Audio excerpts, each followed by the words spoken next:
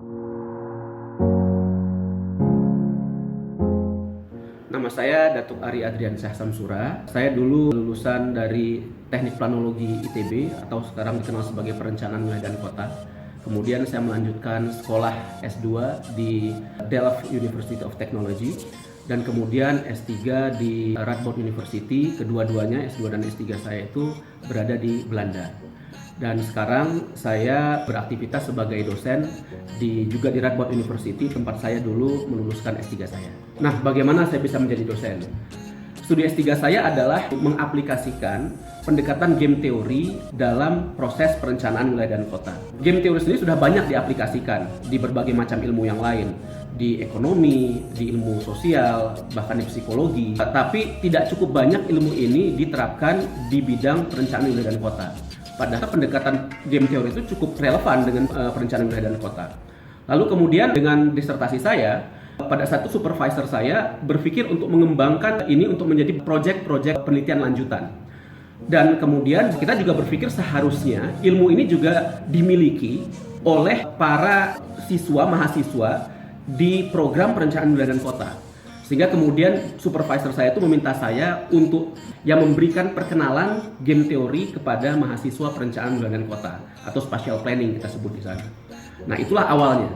Kemudian mulai dari situ setelah saya menyelesaikan disertasi saya, kemudian saya tetap di sana, mereka tetap meminta saya untuk di sana untuk melanjutkan menjadi dosen. Hal-hal yang berkesan bagi saya selama menjadi dosen di Belanda sebenarnya bermula dari ketika saya melakukan studi S3 ya. Karena studi S3 di Belanda itu kita tidak sebut sebagai mahasiswa, tapi staff. Karena yang kita lakukan itu adalah purely research. Sehingga kita tuh dianggap kolega oleh staff-staff yang lain, oleh dosen-dosen yang lain. Mulai dari situ terkesan adanya suasana egaliter antara mahasiswa dan juga dosen-dosen pengajar gitu. Misalnya setiap jam 10 pagi, paling tidak itu di tempat saya dulu, dan saya yakin beberapa kampus yang lain di Belanda, setiap jam 10 pagi itu kita tuh ada semacam budaya di mana staff-staff itu minum kopi bersama. Kita pergi ke mesin kopi untuk minum kopi bersama. Dan seringkali ide-ide riset itu muncul di situ. Diskusi-diskusi muncul di situ ketika kita minum kopi bersama. Jadi tidak di ruang-ruang kantor, ide-ide itu muncul ketika kita minum kopi bersama. Jadi ini yang sangat berkesan bagi saya. Yang kedua, adanya integrasi antara riset dan pendidikan yang dibawa. Ilmu-ilmu yang kita ajarkan di program kita itu berbasis pada riset-riset yang kita lakukan sendiri. Jadi apa yang disampaikan oleh para pengajar itu, materi-materi yang disampaikannya itu berasal dari riset yang mereka lakukan sendiri.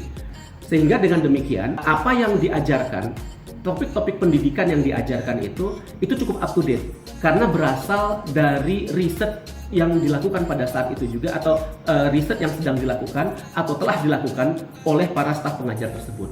Maka materi yang dibawakan itu cukup dekat dengan si pengajar itu karena berdasarkan pada pengalaman langsung dari si pengajar tersebut. Pengalaman tersebut berasal dari pengalaman risetnya dan juga bergelut dengan isu-isu yang dia sampaikan dalam belajar mengajar di dalam kelas.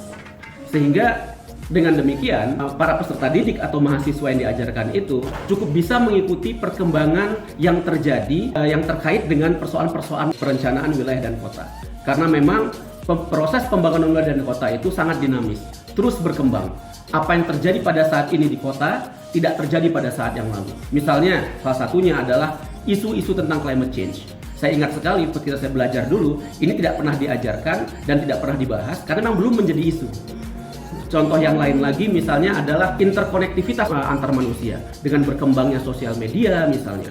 Ini tidak pernah ada dan ini banyak sekali kemudian menjadi masalah dalam proses pembangunan wilayah dan kota.